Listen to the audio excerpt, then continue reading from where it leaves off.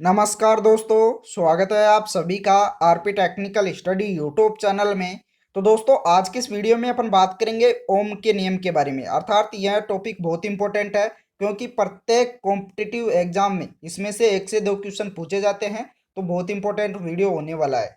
तो सबसे पहले बात करते हैं ओम का नियम होता है, उसकी परिभाषा क्या होती है। तो दोस्तों, ओम का नियम के अनुसार किसी प्रतिरोधक के सिरों के बीच उत्पन्न विभवांतर उससे प्रवाहित धारा के समानुपाती होता है यदि ताप, दाब आदि भौतिक अवस्थाएं नियत हो तो। अर्थात V बराबर आई इंटू आर होता है। क्या होता है? V बराबर आई इंटू आर होता है, जिसमें इस विद्युत परिपथ में तीन घटक होते हैं। कौन कौन से घटक होते हैं? तीन। एक होती है धारा, दूसरा होता है विभवांतर, तीसरा होता है प्रतिरोध। इस प्रकार से तीन घटक होते हैं और इसके तीन सूत्र भी बन जाते हैं। जब अपन धारा ज्ञात करते हैं तो V बटे आर द्वारा किया जाता है, और वोल्टेज अर्थात विभवांतर ज्ञात करते हैं तो आई इंटू आर के द्वारा ज्ञात किया जाता है। और अगर आपको आर ज्ञात करना हो तो वी बटे आई के द्वारा ज्ञात किया जाता है। इस प्रकार से तीन सूत्र भी बन जाते हैं। अब चलते हैं इसके अगले नियम पर।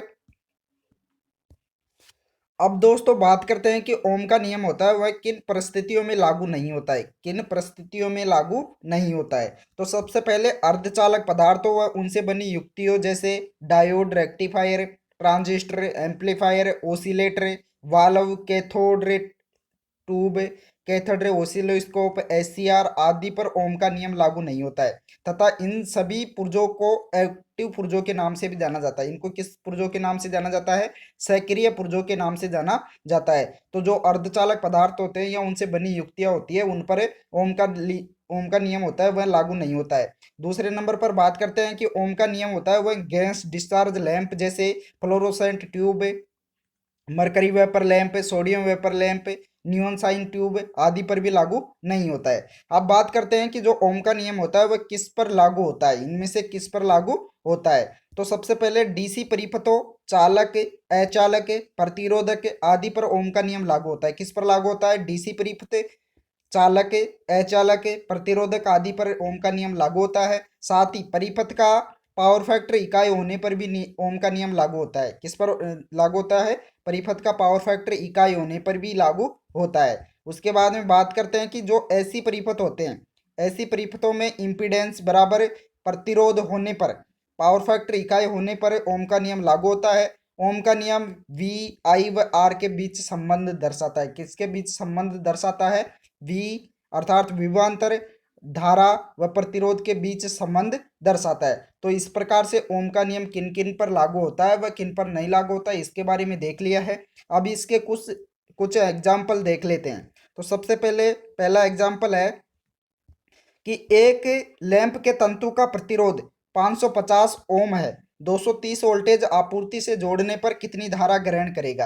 अर्थात आपको धारा ज्ञात करके बताना है क्वेश्चन के माध्यम से। तो दोस्तों, धारा ज्ञात करने के लिए क्या फॉर्मूला होगा? आई बराबर वी बटे आर, अर्थात विभवांतर बटे प्रतिरोध। विभवांतर कितना दे रखा है? 230 वोल्टेज बटे प्रतिरोध कितना दे रखा है? प्रतिरोध दे रखा है 550 ओम।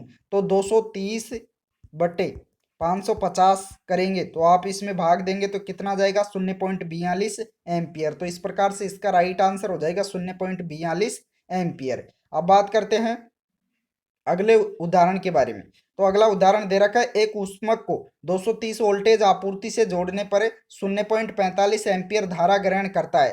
तंतु का रेजिस्टेंस क्या होगा? अर्थात प्रतिरोध ज्ञात करके बताना है। पिछले क्वेश्चन में अपन ने क्या ज्ञात किया था? धारा ज्ञात किया था। इसमें प्रतिरोध ज्ञात करके बताना है। तो प्रतिरोध ज्ञात करने का फॉर्मूला क्या होगा? आर बराबर वी बटे आई।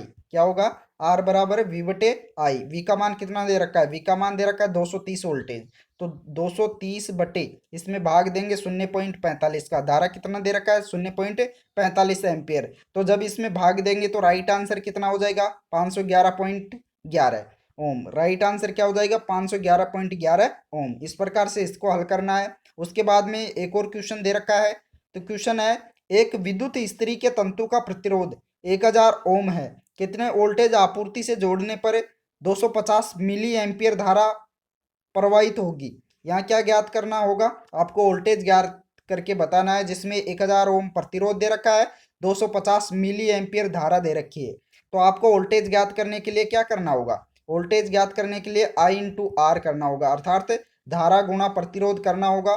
तो धारा का मान दे रखा है 250, 250 मिली, मिली का मान कितना होगा 10⁻³ गुणा प्रतिरोध दे रखा है 1000 ओम, तो 1000 ओम से गुणा कर देंगे।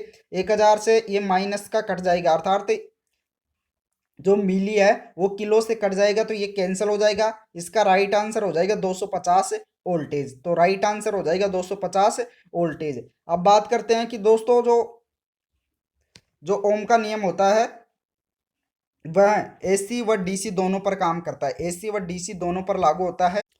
तो दोस्तों इस वीडियो में इतना ही। अगर वीडियो पसंद आया हो तो लाइक कर दीजिए और अपने दोस्तों को भी शेयर कर दीजिए। जिस दोस्त ने भी अभी तक चैनल को सब्सक्राइब नहीं कर रखा है वो सभी दोस्त एक बार चैनल को सब्सक्राइब भी कर लीजिए, साथ ही ऑल नोटिफिकेशन बेल को भी ऑन कर लीजिए। Thank you.